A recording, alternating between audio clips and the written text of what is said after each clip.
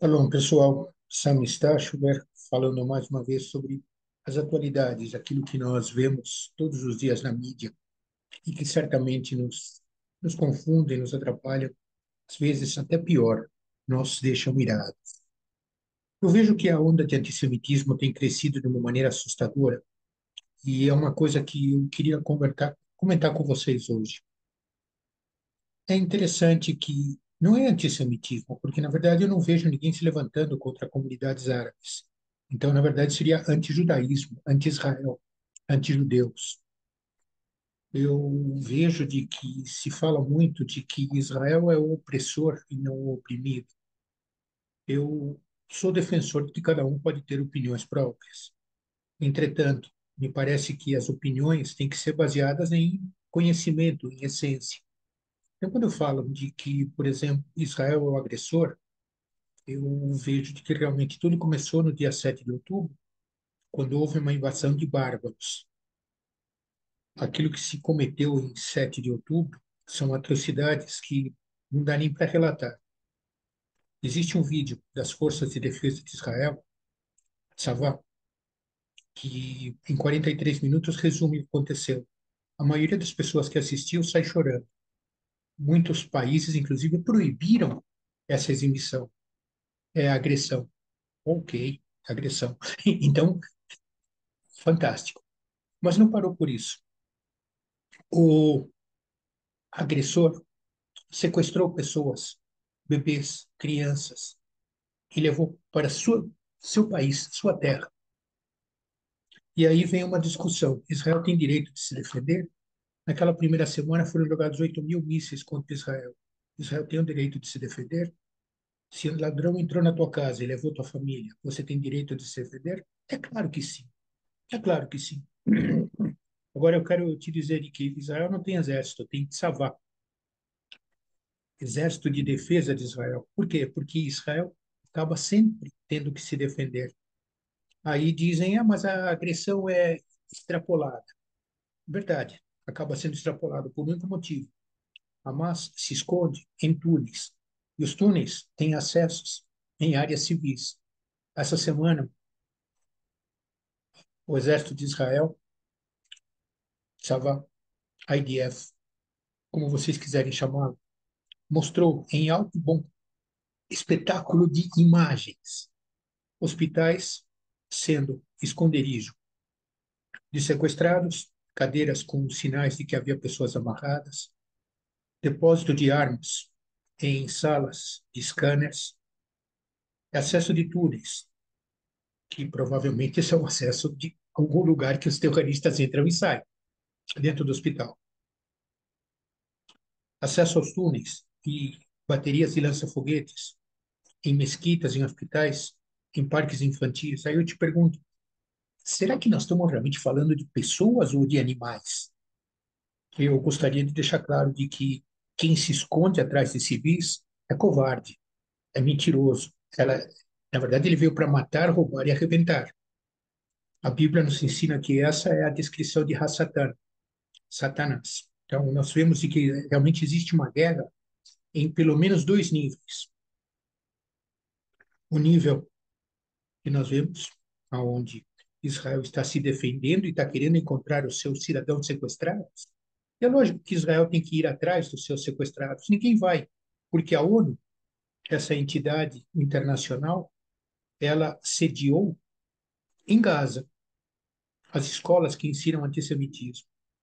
Ela simplesmente fez declarações constantes contra Israel de todas as maneiras, direcionada por quê? Provavelmente por um ódio escondido. Agora, o apartheid, como se diz, eu não vejo apartheid em Israel.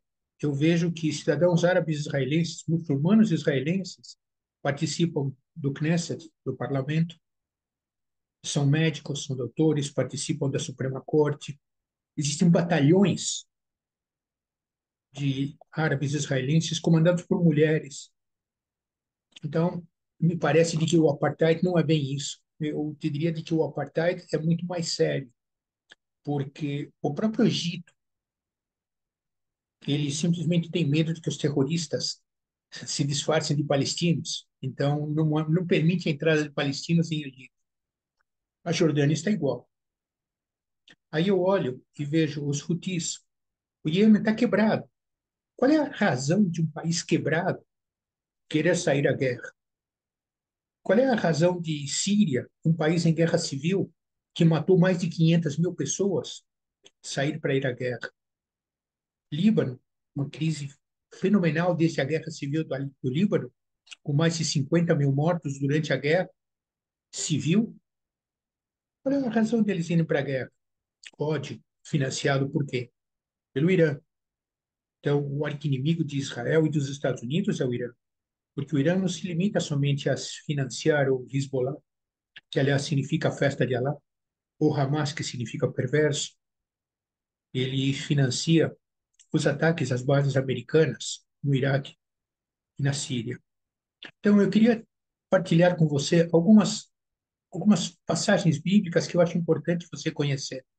Em primeiro lugar, não é a primeira vez que se levantam contra o povo judeu. Nós já vimos isso no Império Romano, nós já vimos isso nas Cruzadas, nós já vimos isso nos pogromos que aconteceram na Polônia, na Ucrânia, na Rússia. Nós já vimos o Shoah, que aconteceu no extermínio nazista. Nós estamos vendo isso hoje de novo. Só que tem um problema. Todos aqueles que se levantaram contra Israel acabaram. Então, Zacarias, profeta Zacarias, no capítulo 2, versículo 8, ele diz de uma maneira muito clara: pois assim diz o Adonai de Sebaot, o Senhor dos Exércitos, para ter ele a glória, enviou-me às nações que vós despojaram, porque aquele que tocar em vós, toca na menina do seu olho. Israel, a menina do seu olho. Ele nunca deixou de ser e nunca deixará de ser a menina do seu olho. Quero que você veja comigo Isaías, o profeta Isaías, capítulo 49, versículo 26, ele diz assim: sustentarei os teus oponentes com a sua própria carne, e com seu próprio sangue se embriagarão, como com vinho novo. Todo homem saberá que eu sou o Adonai, o teu Salvador, o teu Redentor, o poderoso de Jacó. Não tenho dúvida de que isso estamos falando de Yeshua HaMashiach, porque é o único que é o Salvador, que é Yeshua, e é o único que é o Goel Israel, o Redentor. Então, me vem o entendimento de uma maneira muito clara, me vem o entendimento de uma percepção enorme. Deus é Deus em todos os momentos, em todas as situações, em todos os atos. Todos os atos, ele vai continuar sendo Deus. E o propósito dele é sempre muito maior do que aquilo que nós vemos. Nós estamos chateados, coração sangrando pelos sequestrados, pela quantidade de soldados que entregaram suas vidas em defesa do território de Israel. Mas eu vejo isso de uma maneira extremamente clara. Deus tinha um propósito. E não se esqueça que o propósito dele sempre prevalece.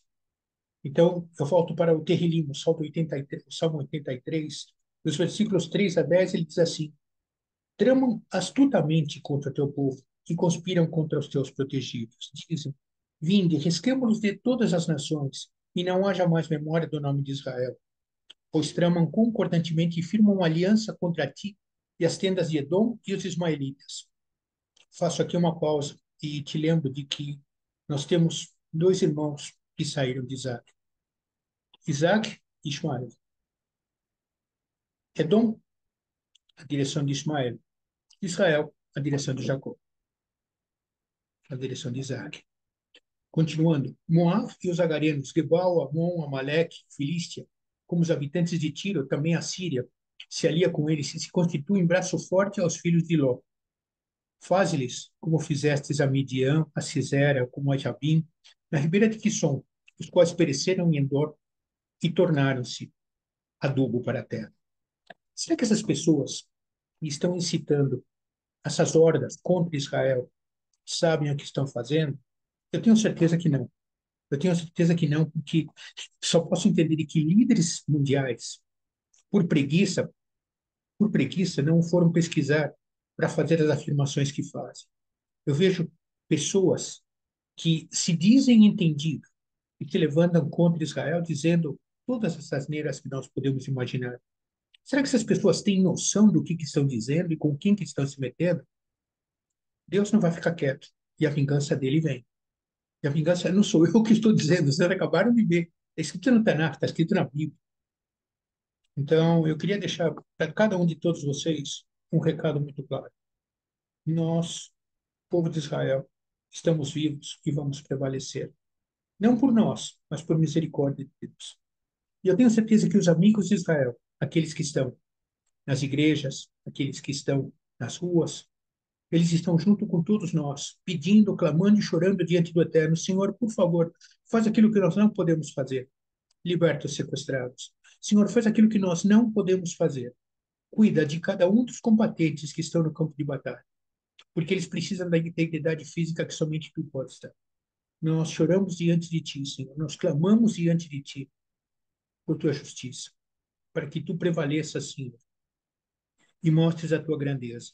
Mostre a tua grandeza, Senhor, para que ninguém tenha dúvida de que quem vai ganhar esta batalha és tu, em nome do teu amor, do teu cuidado, do teu povo, aquele que tu escolhestes desde a época de Abraão, para que seja o povo que levanta louvores a ti. E a ti já agradecemos, em nome de Yeshua HaMashiach, por tuas respostas rápidas e maravilhosas como sempre. Shalom.